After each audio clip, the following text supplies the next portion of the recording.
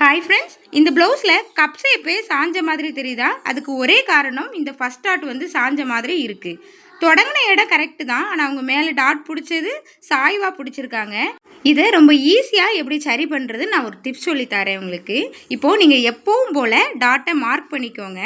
உயரத்தையும் அகலத்தையும் இந்த மாதிரி மார்க் பண்ணிவிட்டு தைக்க ஆரம்பிங்க. தைக்கும்போது ஒரு சின்ன விஷயத்தை நீங்கள் மாற்றிக்கிட்டிங்கன்னா போதும். இப்போது நம்ம டாட்டை எப்போதும் பிடிக்கிற மாதிரி பிடிக்க ஆரம்பிச்சிக்கலாம். இப்போது நீங்கள் பிடிச்சிட்டு வர இடத்துல இருந்து ஸ்ட்ரைட்டாக, அதாவது உயரத்துக்கு நீங்கள் கொண்டு வந்துட போகிறீங்க. உயரத்துலேருந்து ஒரு 1/2 இன்ச்சு மேலே மார்க் பண்ணிக்கோங்க. இந்த 2 இடத்துல இந்த 1/2 இன்ச்சில் நம்ம எதையும் மாற்ற போகிறது இல்லை.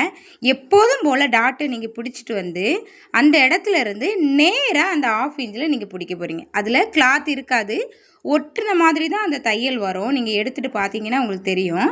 இந்த மாதிரி தைச்சிட்டு நீங்கள் வெளியே வந்து நீங்கள் திருப்பி பார்த்தீங்கன்னா உங்களோட டாட் எந்த பொசிஷன்லேயும் மாறாது, நேராக தெரியும். ஷோல்டர் நேராக இந்த இது வந்து இருக்கும். உங்களோட கப் ஷேப்பில் எந்த மாற்றமும் இருக்காது. அது வந்து கரெக்டாக வந்து உங்களுக்கு உட்காந்துருக்கும்.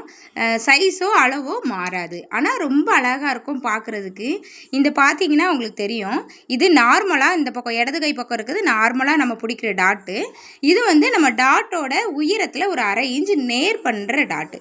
ரெண்டுக்கும் டிஃப்ரெண்ட் நீங்கள் பார்த்தீங்கனாலே தெரியும். இந்த இடம் கொஞ்சம் பிகினராக இருந்தீங்கன்னா சாஞ்ச மாதிரி போயிடும் இல்லையா? ஆனால் இந்த டிப்ஸை நீங்கள் ஃபாலோ பண்ணுங்கள். உங்களோட டாட் வந்து நேராக இருக்கிற மாதிரியே அது ஒரு அழகாக தெரியும். இதில் நம்ம மாற்றிருக்கக்கூடியது என்ன? உயரத்தில் ஒரு 1/2 இன்ச்சு நம்ம என்ன பண்ணியிருக்கோம், நேராக்கி விட்டுருக்கோம். பிகினர்ஸ்க்கு இந்த டிப்ஸ் ரொம்ப யூஸ்ஃபுல்லாக இருக்கும். பிடிச்சிருந்தா லைக் பண்ணுங்கள். தேங்க்ஸ் ஃபார் வாட்சிங்.